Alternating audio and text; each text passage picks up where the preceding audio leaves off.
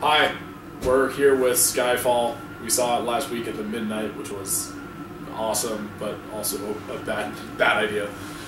8 a.m. classes the next day. Don't do it. 10 for me, so it's fine. But yeah, but you sleep all the time. all the time. So yeah, I suppose we should kind of talk about where we're coming from with this. In my opinion, which I know pretty much everyone disagrees with, Casino Royale is just my favorite movie of all time. Easily the best Bond movie. That kind of goes without saying. Now, not my favorite movie of all time, but I am with him as far as the best Bond movie. My background with Bond is not extensive, to be fair. You know, I've watched some of the older Bonds, and coming from like a more modern perspective, he's like a misogynist and a murderer who just seems really suave about the whole thing, and it's not really, I don't know, they were fun movies, but they didn't appeal to me like they did to a lot of people, especially with the gadgets and gizmos from back then being not that impressive to us nowadays. Well, I mean, the gadgets themselves are still impressive, but anyway, but Casino Royale was sort of my first take on Bonds, like when I was old enough to remember seeing it in a theater, and I'm trying to think, we would have been like 12 when that came out. Yeah, I was 2006. But we were like alive when Pierce Brosnan Bonds were coming out. Yeah, just, I remember like, seeing hardly those remember too. But Daniel Craig's Bonds, when I first saw it, I was like, yeah, all right, no, this is awesome. Mm-hmm. He's raw. He's more three-dimensional than any other Bond you know any of us had ever really seen, because he had with the whole thing with Ava Green's character Vesper, who was like there's love, and then she dies, and he watches her die, and it hurts him, and it's like there's a real person beneath the suaveness, unlike the others where it's like yes, and that's it. That's the character is his suaveness. So that's I wanted to start with that. Okay, so Skyfall. So Skyfall, fantastic. I was blown away by it, and admittedly, a lot of this is coming from just the fact that I find Casino Royale to be so amazing. Like I held that for, I still hold that as the model really for not only just making like a good movie, something which is enjoyable, but having a lot of little tiny things in there which a lot of people don't catch, but when you do, you gain a whole nother level of appreciation for it. Yeah. And what I mean by that is like you don't hear the Bond theme until the very end of the movie.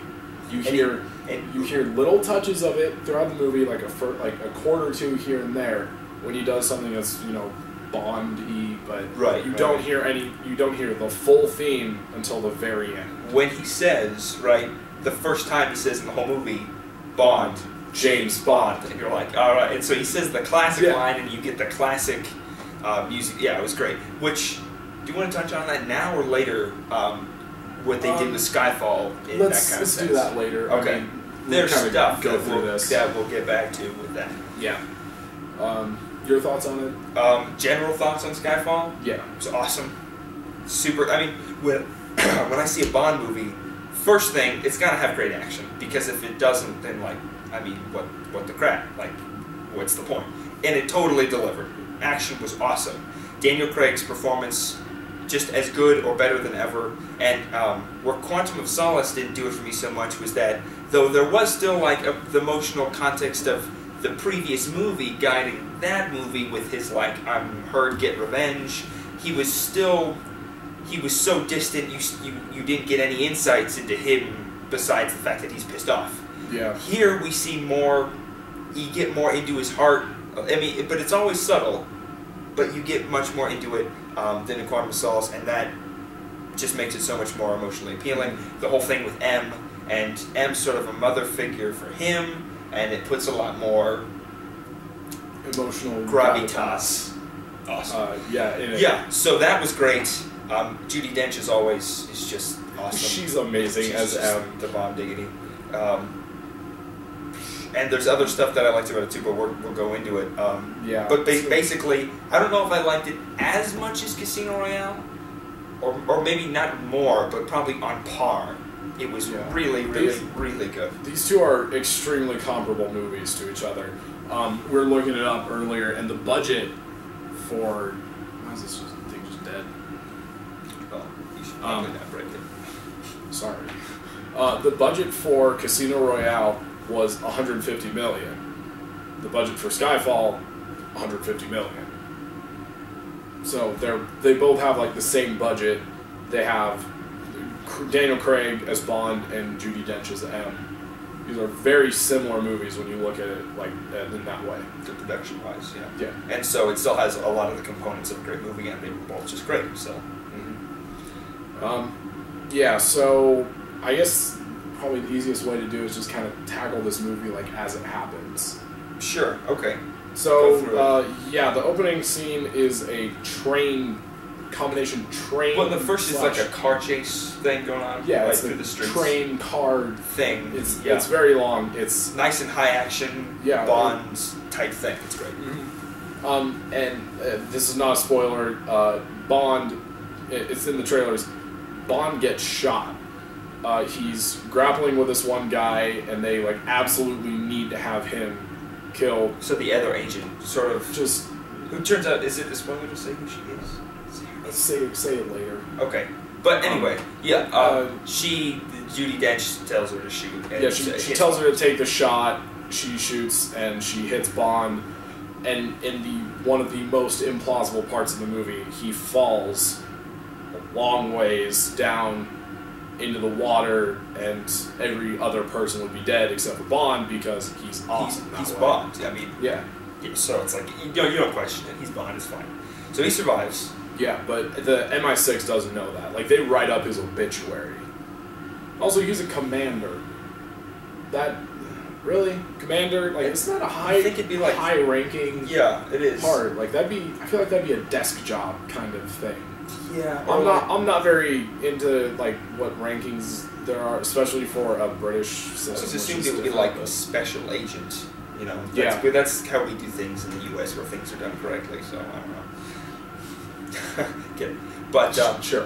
So he falls, and then after a little bit we see him in some sort. Where is he? In South America somewhere?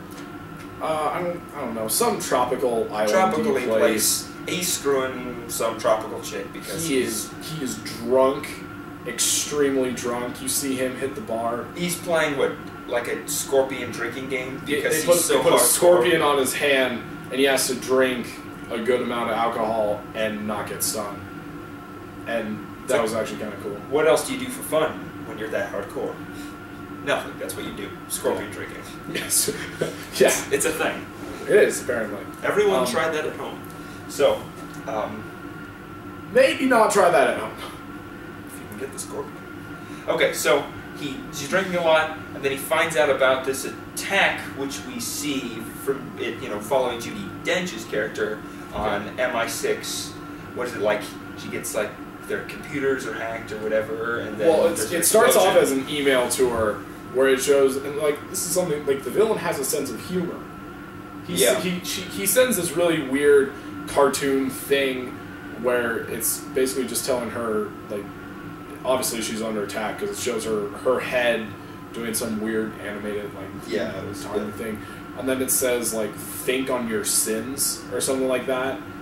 So they follow Judi Dench around for a little bit, and while she's not at MI6, there's a huge explosion. I mean, wasn't it like in her office? Yeah, it was in her office. It exploded. It was clearly like a warning / threat. Yeah, but the way they explain it was this is where I'm kind of calling I'm calling this movie out here. They must have like the natural gas in the entire place rigged up to a computer. Because the villain, I'm not even joking about this, hacks the system to turn on the natural gas into her room and ignites it just by hacking the place. I don't know if that's... Can you do that? Even if you could, why would you do that in like... That's just probably easier ways to blow something up to... Yeah, I don't know. But don't question it. Sorry, we're questioning it. No, we are questioning it. Okay, it's true. So we're reviewing it. So we're allowed to question it. But it was kind of weird when they did that.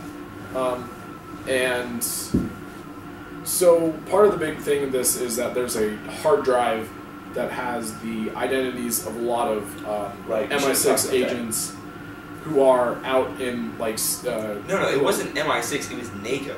Oh, NATO. Yeah, so that was same, like same kind of thing though. Well, no, but that Yeah. includes way more countries. Yeah. Basically, like a bunch of agents for a bunch. Yeah, You know. there are all these agents who are out operating as like undercover agents and And it terrorists. had all their cells. identities.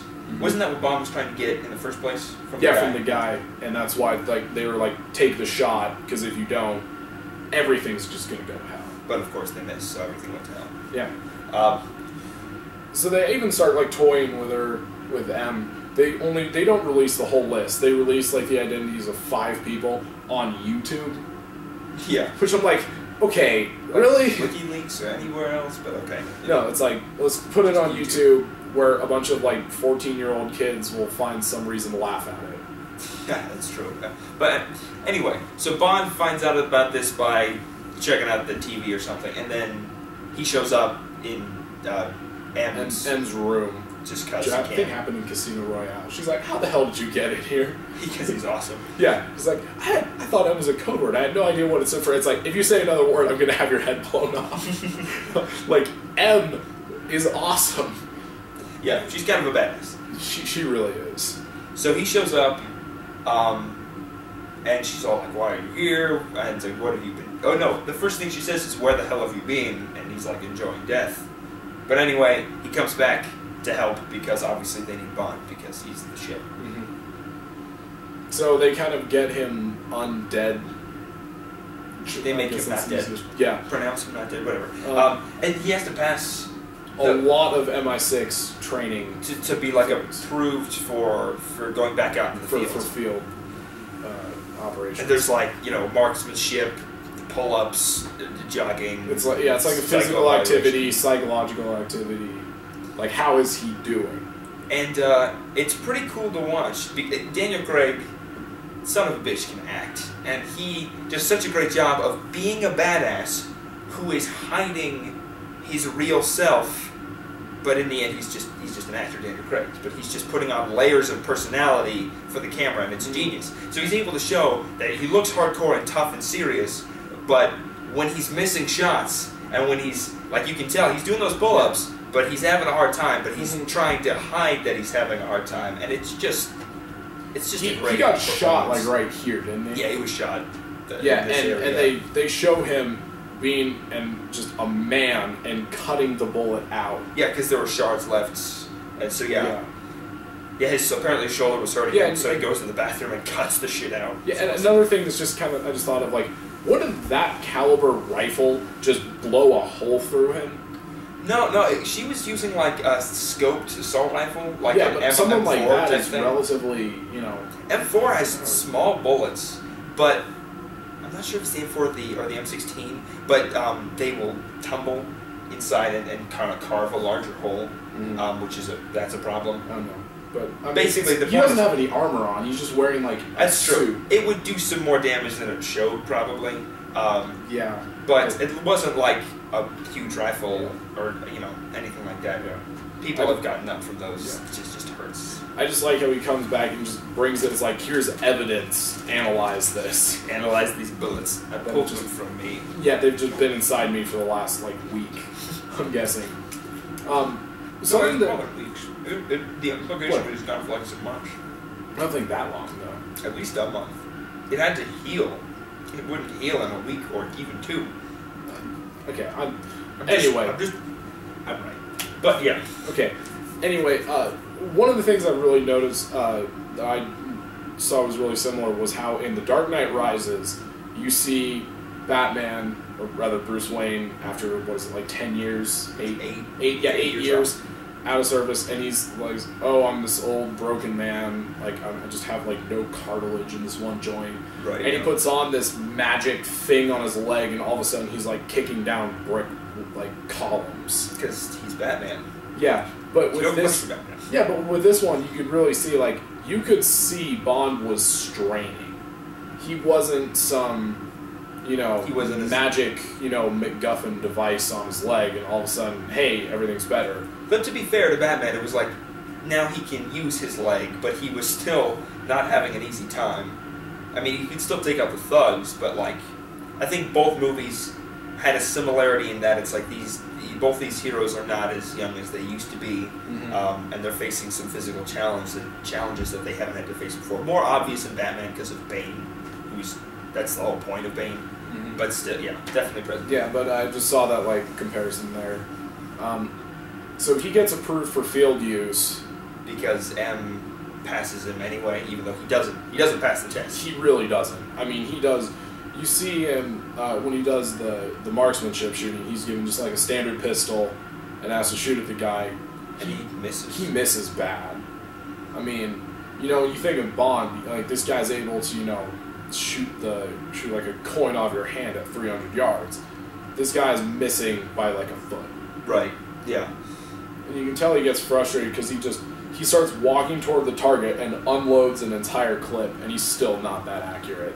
And that's another moment of just Daniel Craig brilliance. You can tell he has a straight face, stone cold, but you can tell underneath his mask that he's frustrated, even pissed that he's missing, and it's just like it's great. I mean, that's what Bond really like. We kind of established in Casino Royale. He has an ego, and that is one of his biggest flaws in his character. Yeah. So moving past the training stuff, they go and analyze the bullet, and like he pins down where the sniper is going to shoot and at who. Right. So he climbs to, I think he's in Shanghai. Looks like Shanghai. Yeah, he just has this awesome elevator scene, which is ridiculous. He jumps onto the bottom section of the elevator and holds on as it goes up.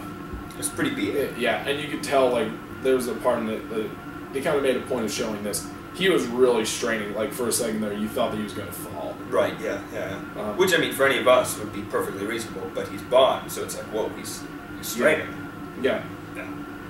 So he finds the sniper and, for some reason, doesn't get to him before he gets his target. I don't think Bond really cares if the guy gets his target or not.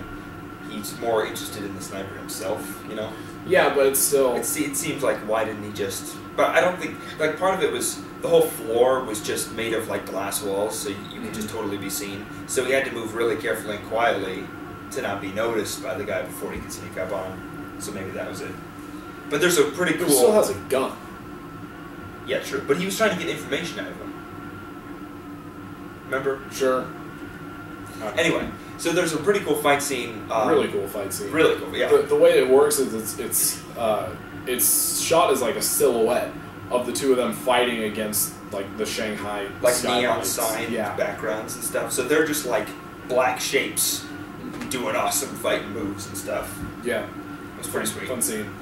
And he finds a coin in the guy's like briefcase. Right. And goes to this really cool bar through a dragon. In some place. I can't remember. Asia place. I can't remember. It was in Asia. Apologize. For sure. I apologize for this, but I do not remember where. It's out in the middle of like a lake.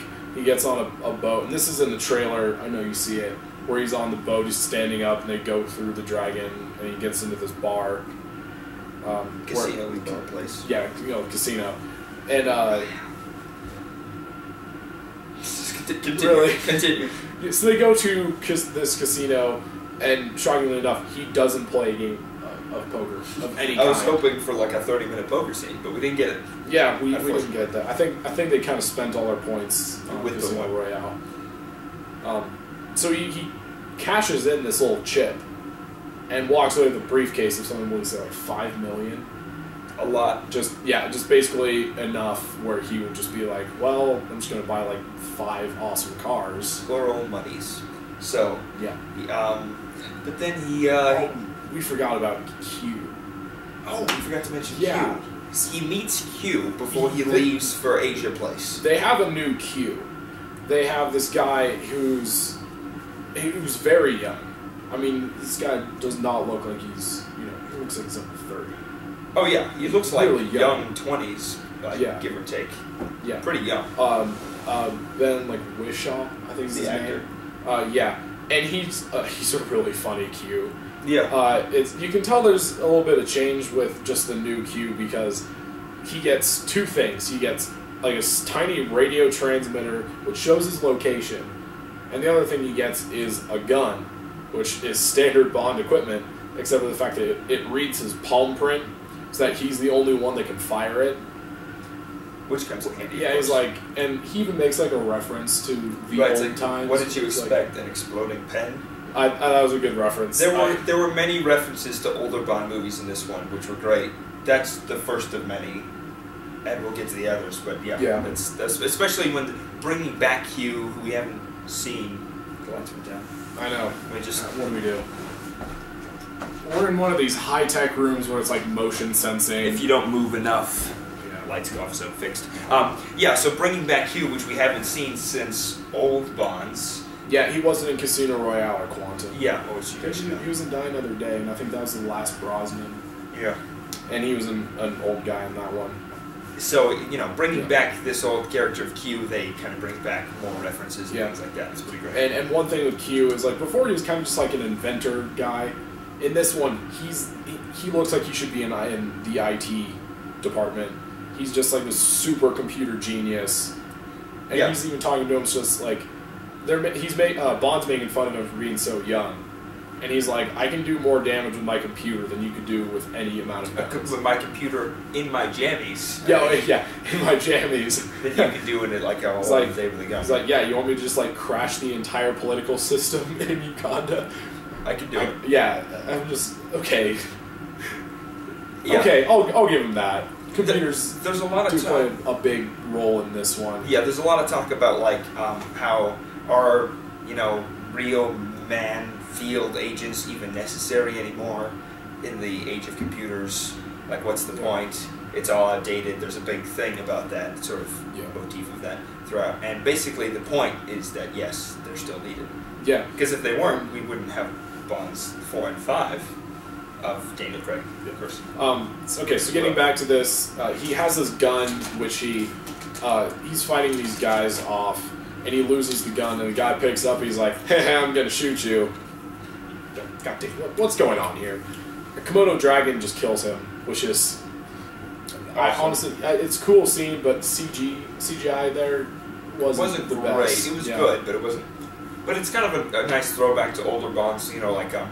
Live and Let Die, where there's the alligator thing, and like, there's so many Bond movies where like sharks or alligators or something is supposed to kill Bond, but then it kills the bad guy instead. Yeah, I thought that was actually it was a good scene. I mean, I liked it. Just thought the CGI was a little bit hokey there, but so he meets the Bond girl for this movie, and for the life of me I cannot remember her name. Hot chick. Hot Bond girl number 25, I think. Basically, it's she's the next Bond girl. So he goes with her to this island where she's a Bond girl. She dies really soon. Spoiler. How many Bond girls die? Let's be honest here. Most of them do. But there's the Bond girl that he sleeps with and then dies, and then there's the Bond girl who lives to the end of the movie and then he forgets about. Two different kinds of Bond. Yeah, this is one of the Bond girls that totally dies. Yeah. So he goes to the island, he gets captured, and here we're introduced to basically one of the best Bond villains, in my opinion. Javier Bardem, is that how you say his name?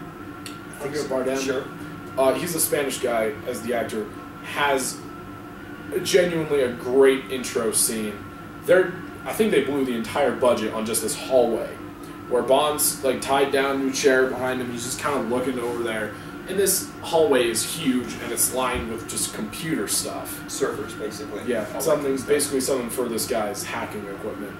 And he just has this long walk about rats as he goes down this hallway. They could not have made that hallway longer. It was a little bit ridiculous, and this guy was walking extremely slowly. Part of he's slowly getting closer and closer to the camera. It's a good effect. And one of the things I liked is they did that in one take. Yeah. They didn't camera jump there. Yeah, there are no... Yeah. Yeah, I mean, they definitely showed that this guy has the acting chops for this scene, and it was fantastic. So let's talk about Silva, Mr. Silva. Yeah, Raul Silva is the guy's name. As I said, Javier Bardem plays him, and as an actor, Javier Bardem knocks this role out of the park. He's a scene stealer with this really one. good. And so this villain, pretty awesome. Definitely, I don't know. He's the big threat. He's a proponent of like the no real need for field labors anymore. We're outdated. Check out what I did with these computers. I think in many ways he kind of represents the polar opposite of Bond. Kind of definitely like a foil or antithesis or however you want to call it. Like they're so fundamentally the same in like their origins as like MI6 agents working under M and all that, but they're so different. Just anywhere from like their mannerisms and dress, where Silva's more like flamboyant and Craig is like stone cold. Yeah. So with Silva, we're just gonna get us out of the way. He's gay. Totally gay. It's not. We don't care. Being gay is not bad, but it's just when you show that against Bond, who's essentially like such a lady killer. Yeah, I mean he just seduces them and does not give a crap about what's happening. It definitely acts as a weird thing. Basically every point, sexuality, mannerisms, methods. He's all computer-y. Bond is very like a physical kind of guy where he doesn't. Especially Daniel Craig's Bond is super he's physical. Very raw and intense, and very into like fighting. Like you saw the parkour scene in Casino Royale. That's kind of where I'm getting. Yeah, Casino Royale had a lot of awesome hand-to-hand, which was pretty sweet. The opening bathroom scene was awesome, and the parkour scene was just great. But then, whereas with Silva, he's very much more. I will stay behind a computer and use that to do what I want. So yeah, he introduces himself and has this weird scene with Bond, like uncomfortably flirtatious. He's kind of looking at his scars and just going like, oh yeah, kind of feeling him up a little bit.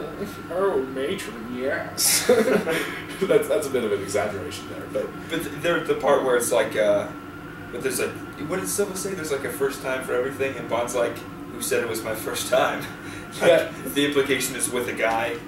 See, I thought of that too funny. as the part with in Casino Royale, where like the most famous, like the iconic scene of that movie is when he's stripped naked, put on that chair, and Lashif just beats him with a knotted rope. He smashes his balls to smithereens. And it's like, how can you do that to Bond's balls? He uses those more times than he used my right hand. Well, that explains why he doesn't have kids. That or the fact that all the women he sleeps with dies. It's one of the two That reasons. might be a problem. Both might be factors. Yeah. So it's definitely an interesting scene. And so then right after that, we are taken outside through this like island that Silva bought and everything, and because he just has the money. This is where I kind of get the Bond villain. He just has his own private island. Classic. Not classic, but it's classic fitting. Bond. Yeah, fitting. I mean, yeah. So you go outside, and there's the Bond girl that he just slept with on the boat. And she's tied up to this rock, and she's clearly, been manhandled. Just, bloody. Yeah, she's clearly beaten up. Worse for wear, certainly. Yeah. And so she's tied to this rock, and then Silva takes a glass of scotch. Real quick. Oh yeah. He's talking to Bond about how MI6 lied to him. So they kind of, in a sense, betrayed him. Where he asks, did you pass your test? And Bond says yes, and he's like, not from what I've heard. Physical failed, psychological failed, marksmanship failed, clear alcohol dependency, alcohol and painkiller dependency issues. It's like, you were not cleared for field work here. How can you trust your government and all that? And so he knows that Bond is not a good shot anymore. Right. So it leads up to this scene, which I think is one of the best. It's pretty sweet movie. So she's tied up. Yeah, you can go for this. He puts the glass of scotch on her head, sort of like apple on your head, but it's smaller than an apple, significantly. And so they're gonna have shooting contest, who can hit it off her head first or knock it off her head first. And he pulls out a pair of flintlock pistols, really, like musket pistols. Yeah, really old pistols. And it's like, oh shit, because not only can Bond hardly hit anything, but Really? Yeah. Like those? The goal here is to shoot the scotch and not kill her. Or knock the scotch off her head is what he said. That's a challenge, but the kind of implication is obviously don't kill her. Well, that's what Silva does. Like Bond takes his shot, and you can see he's not, shaking. He's not feeling super confident, despite the awesome Daniel Craig, man. Cold-faced stare, but you could tell he's nervous about making that shot. I don't think it's not just nervous. It's just the fact that his arm got shot. That's he's not shaking, able to hold his arm steady. I don't think it's nerves so much. That's true. Okay, that's fair. I can see that. Yeah. But anyway, takes a shot. It goes up, doesn't hit her. And so Silva's like, all right, my turn. And then he just shoots her. I don't even think he looks at her. No, yeah. He just like, boom, I win. Just kills the girl, and the glass falls off her head. And he's like, look, I win. And then I can't remember exactly what he says or what happens. Or like, what would you say to that? He's like, I'd say it's a waste of good scotch. And then Bond it's like, what do you say to that, Mr. Bond? He's like, I'd say that's a waste of good scotch. And he activates Ultra Bond mode. Ultra super bad mode. It was awesome. This thing, he has like what, 3 or 4 guards surrounding him. I thought there were more like 5 or 6. There are more around. Right, yeah, like but farther there are ones around. like really close to him. And he pulls. He has his flintlock pistol, which apparently got reloaded in between. I think he shoots. I think he like hits someone with it. Yeah, but he fires a pistol. He fires a shot. Well, he takes like the other guy's gun, the semi-auto gun, and it's just pop, pop, pop, pop. But anyway, he basically just eliminates. He murders all the people in like a super swoop, and they start shooting at him, but he uses other people to like block him, and it's just human body shields, all that. In the span of about 3 seconds, he knocks out 6 people dead. It was awesome. Done. I was like, oh my god, this is ridiculous. So that was honestly a very good scene, and now he's got Mr. Silva at gunpoint, and then he kind of wins. And Andre's like, what are you going to do? MI6 just shows up. Because he's got the radio thing. He used the radio when he was on the island, and they come in with helicopters. Capture the bad guy. Yeah, they take him. And he's been kind of the mastermind behind the bombing of MI6, and he's also has this vendetta against M in particular. And this is again where I kind of get a Dark Knight thing. They put him in this really different prison cell. It's not like a regular jail cell. Right. It's like a glass cylinder with a bigger cylinder. Right, and then and it's like in the middle of a big room. Yeah, it's different. It's a thing. Yeah, and they put him there, and he has a scene with M where he kind of explains his backstory, where he's like, he took a cyanide pill because he got captured. MI6 weren't going to save him. They were just going to kind of say, sorry, we can't help you. He takes a cyanide pill, and it doesn't kill him, which I'm like, okay, how? It can happen, like I've never heard of that before. I haven't bothered looking it up, but like, some people. There's a story of a guy who like tried to commit suicide, and it's like not normal. He just put a gun to his head and fired, and somehow, 1 in a bajillion chance, the bullet, and this is a true story, curves around his skull and comes out the other side, and he's fine. And so he goes to the hospital. Real story. So shit does happen, but it's like extremely rare. So the point is like he just happens to survive, and he maybe is a little insane after what happens. I think it wasn't. It's not anything from the cyanide pill. I just think it's the fact that he got captured. He got tortured for information, and that's when he got the cyanide pill in the molar. Oh, and the whole thing that it like destroyed his like jaw and cheek and stuff. He like pulls out this implant that he had, and he just looks awful with it. Yeah. Like the cyanide pill had destroyed his teeth and his like cheekbone and other stuff. And his left eye is kind of like hanging open like this. Yeah. It's really, it's pretty messed up. Truly frightening. So even if the cyanide didn't literally mess with his brain, his experiences definitely made him a different, more jank person, for sure. And so that's sort of his whole thing. Yeah. Right, and then shit goes down, and he goes. They have his laptop, and Q tries to analyze it. Like, yeah, hack it open. And this is where I'm kind of getting, it's like some code which changes as it goes. It's like a three-dimensional, like, spider web structure thing. Yeah, and then Bond just goes like, oh, use this line of code that he sees. I can't even remember what it was. Some, like, name of a place. Yeah, and they put it in, and then it turns red. Because we know what that means. I don't know. The coding stuff in this movie was a little weird. He was supposed to be some computer genius, and they bring his laptop in. Surprise, surprise, it just hacks the network really quickly. And he gets set loose. He opens up his cage, and he gets free. And the Bond chases after him. This is almost exactly like in the Dark Knight with the Joker. It's like he wanted to get captured. He wanted to be put in there and kind of make fun of them for something that was just like they should have just taken care of. Right. In some really honestly kind of obvious sense. Like in the Dark Knight, this guy who just like, if you looked, he would have had a cell phone shaped indention into his gut. And he's like, my insides hurt. They're just like, sorry, we don't care. It's like, really?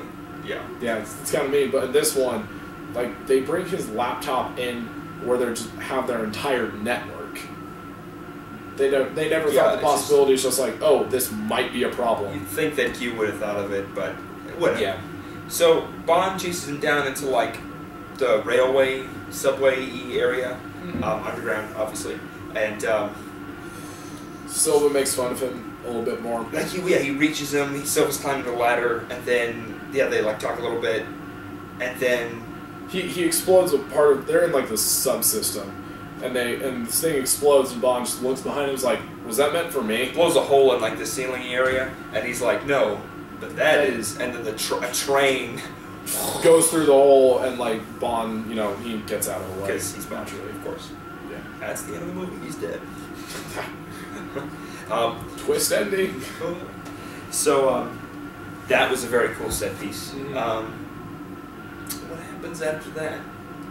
Doesn't he get M? Because they're going for. He's going for. Silva's going for M. Right? Yeah, and we should set this up real quick. Right, the courthouse thing. Yeah, M is in like kind of like a legal trouble right now.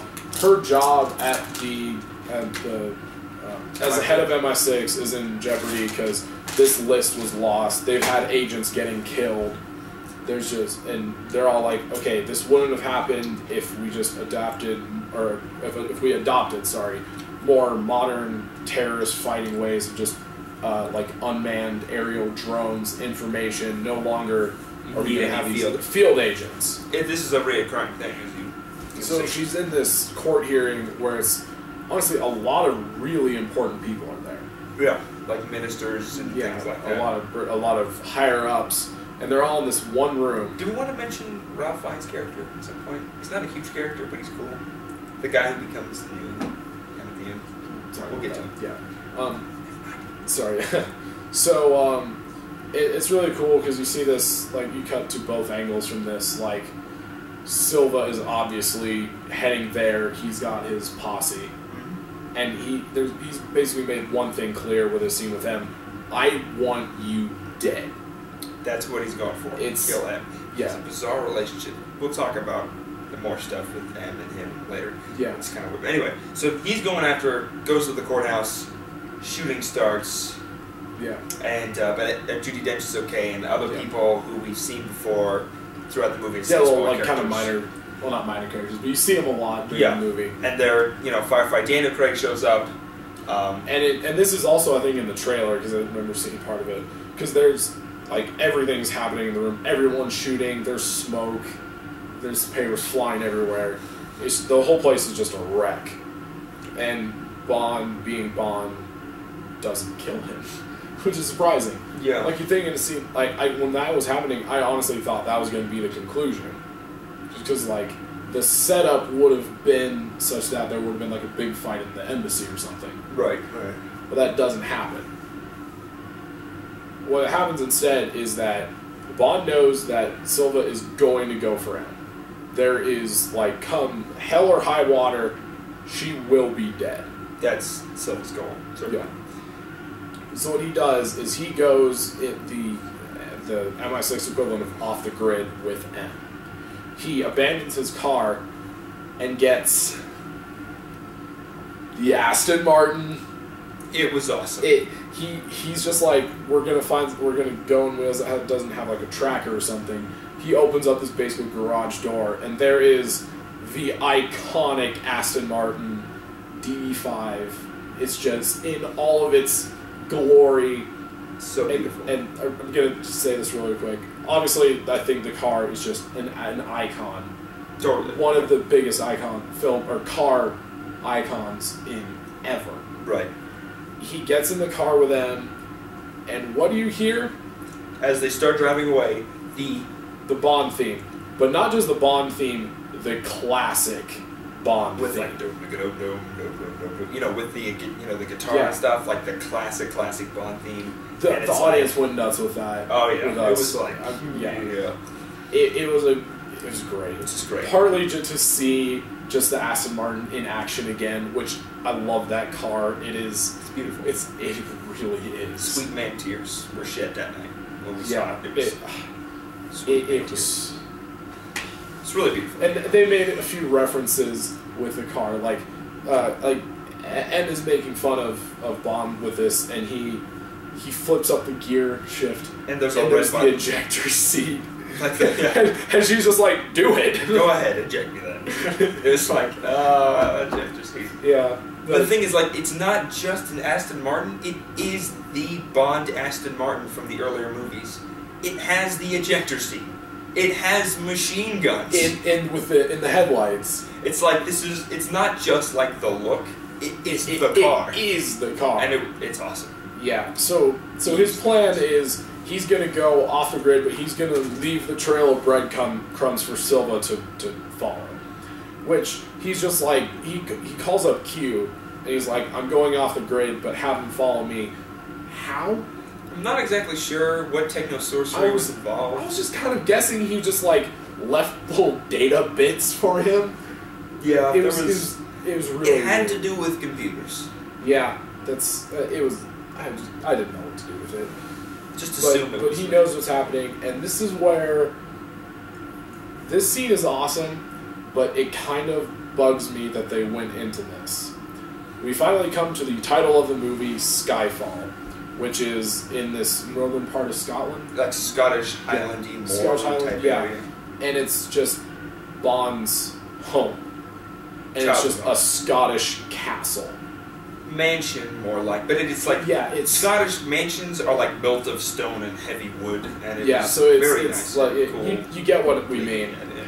And this is where like he sees the gamekeeper. Kincaid. But he is the gamekeeper. Yeah. For the grounds, he has his mom and dad's burial site in the cemetery. Right. Yeah.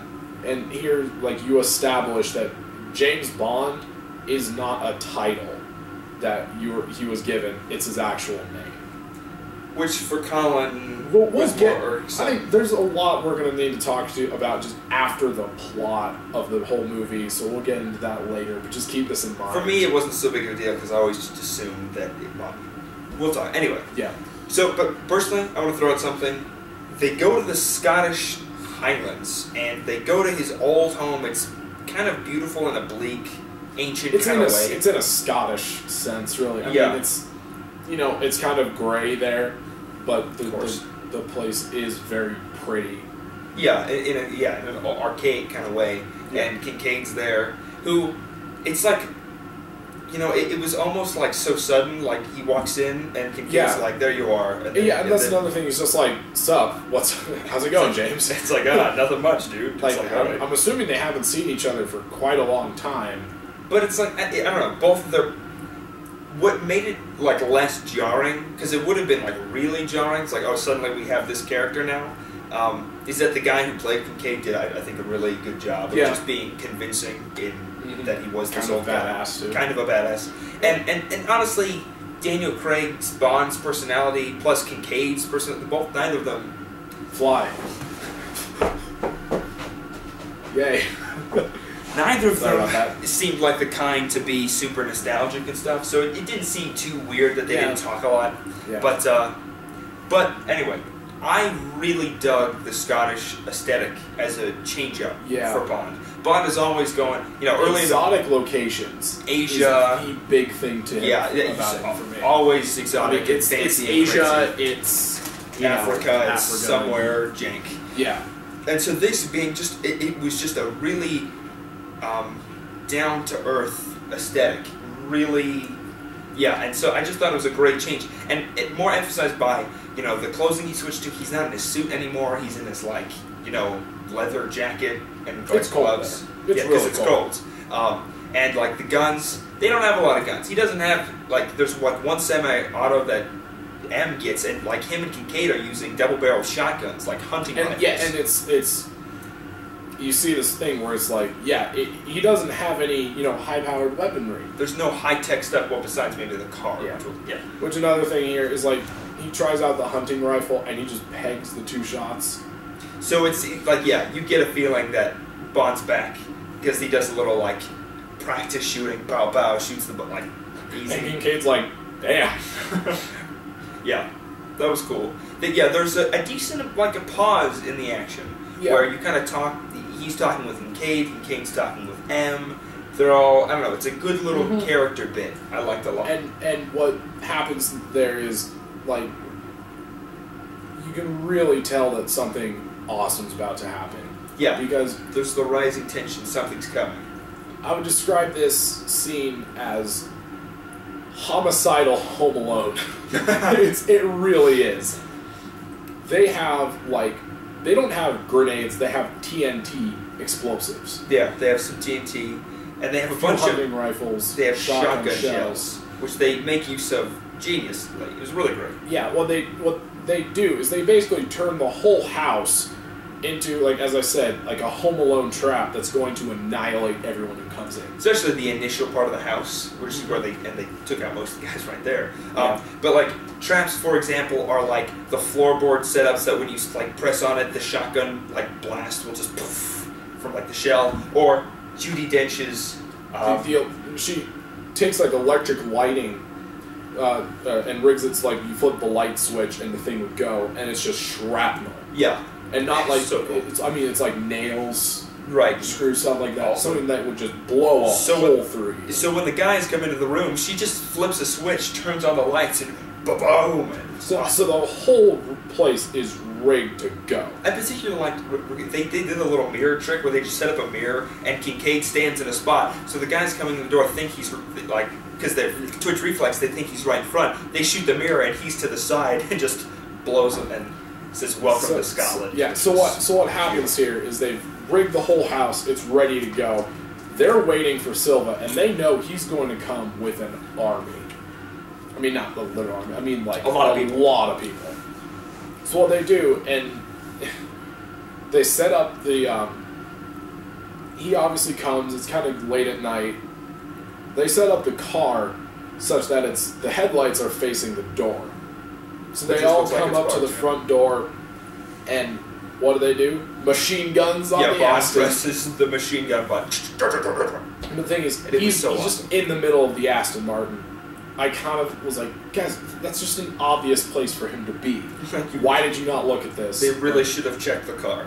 Yeah. But it was cool, So the first fight of this is just the Aston Martin gunning a lot of them down.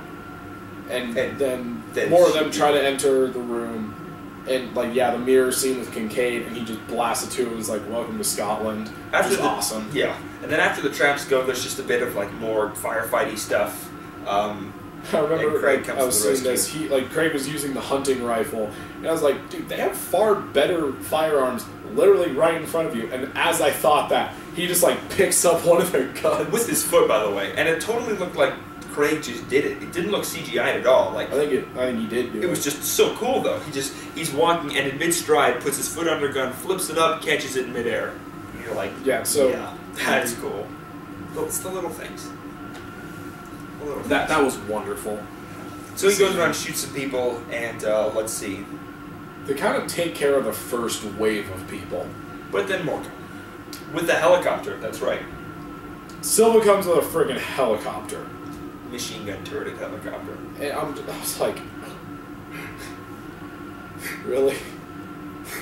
You couldn't just go for like a tank or like a Harrier jump jet and just nuke the place.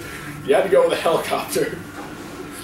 So yeah, so they kind of took care of the first wave relatively easily, but M gets hurt in the middle of this. Yeah, I think she gets grazed pretty good. Yeah, she gets shot like in the side.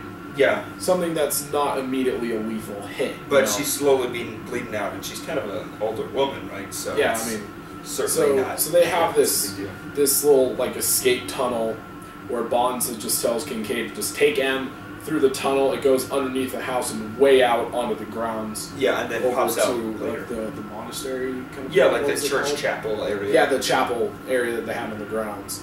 So they go in while Bond has to fight off the second wave of people, and as cool as the first part of this house scene was, the second part is just better. It was pretty fucking cool. The whole place just gets lit up. They're strafing around the whole place with the minigun turret blasting nonstop through it. And then I think it's just shortly after that, Silva starts just tossing in. Yeah, he's not even giving a fuck with that. He's just like, meh, whatever. Open window, meh. So the whole place is exploding. He's got a helicopter aimed right at him. So I don't even know how he's going to get out of this. When I first saw that, I was like, okay. Seriously, what is he going to do? Yeah. Do you want to describe what he does? You should. It's pretty fucking cool. So he kind of MacGyver's some shit together. Though I don't know, did Bond come first or MacGyver? Bond came first. Bond, the original Bond came first. But the MacGyvering, it was really MacGyvery. So basically, he rigs up with two giant, are they like gas canisters? I'm assuming like oxygen. Really explosive things, yeah. Maybe high pressurized oxygen. Yeah. Yeah. And so he rigs them up with a bunch of TNT, and he just lights that shit. Yeah, he basically just explodes the entire grounds. Or the house, but I mean, the place just goes up. And then it's pretty cool because like some chunks from the house hit the helicopter flies and then super explodes, and it was pretty sweet. And he runs out through the escape tunnel. Yeah. And it kills everyone except for like 3 people. Like a few guys. Silva and like 2 guards. Basically, yeah. So Silva is just back, he's just leaving, and he just looks, and there's Kincaid because he sees from his flashlight. You can see the flashlight in the distance. So Silva goes off with them, and Bond chases after the guards and all that. Yeah, he goes out because he sees where Silva's going. He takes out one of them with just this. He's just running at him. He jumps and like knees him in the face. I think it was. I mean, there were so many cool parts in the movie. That was personally my favorite. It was just so. It was just over in a second. He's running at him. He jumps. The guard just has time to turn. Yeah, I think he jumps off of something, but he leaps up in the air and just knees the guy midair in the face. Right past him. Just it takes him out instantly. Doesn't even stop. I was like, okay, awesome. So he gets to this patch of ice, and frozen lake, ish thing, and this was great too. Bond shoots the ground. Well, first there's like Silva and the guard. Yeah, and the guard comes up and holds Bond at gunpoint, really close. Mm-hmm. And Silva's at a distance, not on the lake. And he's like, they have a little talk about stuff. Silva's sister filling his things. And I am so evil, yes. Yeah. And so then Bond, is seeing his only escape, grabs the guard and shoots in a circle around the ice around him. Kind of like the scene from Underworld, where she shoots the ground and supposedly just knocks enough of it loose so that they fall through. So this, I think, is more feasible. Yeah, definitely. I mean, ice already was thin. Yeah, it was starting to crack anyway. I buy this one a lot more than I would Underworld. Mythbusters even tested Underworld. But Underworld was a movie with werewolves and vampires, so it doesn't really. It was supernatural anyway. Yeah. So anyway, he goes under the ice, and there's a very intense. He chokes the guy to death. Chokes the guy to death underwater, which is by the freezing water. Really gruesome death. Pretty hardcore, yeah. For Bond especially, that was like Yeah, it was intense. Yeah. And so then he uses the flash, and he gets out basically. Which, by the way, more about Bond being hardcore. Anybody else would just have hypothermia to the extreme. Bond's just like, meh, no big deal. I'm good. I'm guessing it's all the alcohol in his system. That'll do it. Yeah. But he doesn't get there before Silva does. Silva catches M and Kincaid in this little chapel, really small chapel that's just on the grounds, and he has this little villainous moment with M, and it's really creepy in a good way, if that makes sense. Yeah, it was bizarre because he's gonna kill her, but he's doing the Bond thing and kind of playing with her a little bit. But it's just bizarre. Like his relationship with her, it's like he still cares about her because remember when he sees that she's hurt and he's like, what have they done to you? Oh, are you okay? What have they done? And it seems sincere in an insane kind of way. It seems like he really is worried about that she's hurt, but then proceeds to point the gun through her head into his head. And he wants her to shoot and kill them both. Yeah. He wants them to both go. It's like, dude, what are you doing? It was really cool. This is where we kind of get into the logic of a Bond villain. Normally, and Austin Powers definitely makes a lot of fun of this. It's like, just shoot them. They're going to die if you make sure they do in the really simple way. Instead of sharks with laser beams on their head. Laser beams. Yeah. But this character kind of brings a little bit more, it makes more sense for him to do that because he wants to not physically, he wants to emotionally and psychologically break M. Yeah, that's true, but I don't know. It's like he hates her and resents her for what she did to him and others even. He sees Bond as the same as himself in a lot of ways. And so he wants to kill her, but at the same time, it's like he still sees her as a mother in a weird way. Yeah. And then the whole we have to go together thing, it's I don't know. It just seems like the guy himself is really pretty broken. Yeah, definitely. I do, again, massive props to Bardem for this. His acting in this role is just phenomenal. Just great actors. Whoever is the casting director for these movies, he pay him more. Shit. Yeah, pay him some more. Yeah. So the final scene happens and Bond she's just okay. Suddenly Silva's and he just and he falls over and there's just a knife in his back. And Bond had clearly thrown it from across the chapel. And it's awesome. Which, by the way, that's kind of a Kincaid thing, because they were laying out their weapons earlier, before the big fight, and it's we've got 2 hunting rifles, a semi-automatic pistol, and then Kincaid's and sometimes the old ways are the best, and pulls out a big knife. They reminded me a lot of, I think it's Modern Warfare 2, Call of Duty, where they're going through the little thing before the missions, and one of the things they focus on is the hunting knife. The combat knife that they use, and how do they kill Shepard? So pulls that out of his own gut and throws it at him. Right. Yeah. And it was really heavy foreshadowing. That was pretty intense. Yeah. It was great, and Silva dies. Bond's more or less okay. Yeah. But one thing that I thought was very surprising with this, and was really kind of a good death scene. M dies. And it was sad.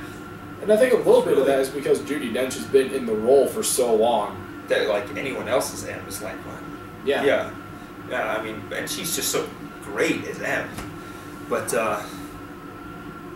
yeah, okay, I'll let you actually talk about it. Yeah, so they have this little emotional death scene which worked surprisingly well.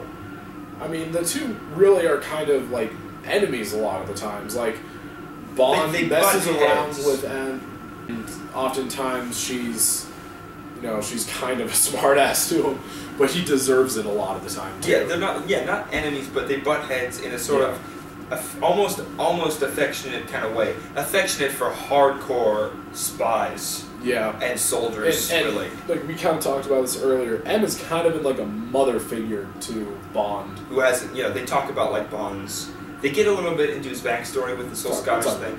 Yeah, and his parents dying and all that. So he was an orphan, and so yeah, M was sort of his mother. Yeah, and it's. I don't think Pierce Brosnan could have done that scene as well. Of course not. I mean, just something. It's just something with Daniel Craig and his role in the things where just he's. Yeah. So it's and I'm not just saying like Pierce Brosnan's Bond could not have done that scene as well. Yeah, there's some something with Daniel Craig's Bond. It's like he has the hardest outer shell of any of the Bonds, and he's the most wounded inside. Yeah. Then that's it, and yeah. The writing. We never mentioned the writing, but that's implied that for this trilogy, the writing's been really good, creating that character. And so, once again, Craig does a great job of being the stoic Bond, but you can clearly see that he's heartbroken by M's death. I mean, it is. So we kind of close the movie out with just a few quick wrap-ups. I mean, he's kind of standing atop this building. And the agent that shot him earlier comes up. And she's been kind of helping out throughout. Yeah, she comes up to him and gives him like this thing that M left him. And she's like, and the agent's just like, maybe it's her way of telling you to get a desk job. And Bond goes exactly the opposite. Yeah, it's like, maybe it's exactly the opposite. And, it's a little dog that they mentioned before, and it works. It's funny. And it is. It's funny and also a really kind of like sad way. Yeah, it is. It's good. We get to the realization that agent is Moneypenny. Moneypenny. From I can't even remember how many Bonds she's Moneypenny. Yeah, I mean that kind of goes and that's like another throwback to the older Bonds. Did you catch the fact that it was like the old room? It did kind of look like the leather door and stuff like that. So in the end, there's this guy who was throughout the movie. He was like becomes the new M. Yeah, he's like Bond sees him at first as like a government bureaucrat, but then finds out that he's. Excuse us. Hi. Can we go past here? I guess. Yeah. Go for it. Just need to check the door. Okay. Yeah. Well, that's cool. It's just surprised. Thank you. Yeah. Sorry, guys. It's okay. I'm editing that part out. Yeah. Wait. So we're in the middle of a part that you're gonna edit out. Yeah. Anyway, so this guy becomes the new M. Right, but he was a bureaucrat, and then they find out he was actually like a veteran soldier guy, and he like helps in a firefight at one point and gets shot. He's cool. In that MC scene. But the one thing that I'm not even sure if this is right, but I remember this in the original Ian Fleming novels. I think that he names M as this guy Mallory. Yeah. So I have to admit I did kind of see it coming with a little earlier on, but once like we knew that Judi Dench's character was going to die, like it made sense that he would be the next M, and it ends with like they talk a little bit, and then M, the new M, is like, "So you ready to get back to work?" And he's like, "With pleasure, sir." Yeah. M, you're right, with pleasure. Yeah. And so. Yeah, and which, by the way, you probably already know this, but Craig signed on to do 2 more Bond flicks. Yeah. Which is very exciting, because son of a bitch can act. Yeah. But it's like, what are they going to do now? They had his first love, and they killed her, and then they killed Judi Dench. Who are they going to kill now to hurt him? Yeah. I don't know. All right, we're gonna definitely have to split this thing into 2 parts. I'm gonna cut the first part off here, where we kind of summarize the movie. We're gonna get into a lot of like the symbolism and a little bit of things afterwards. So, real quick,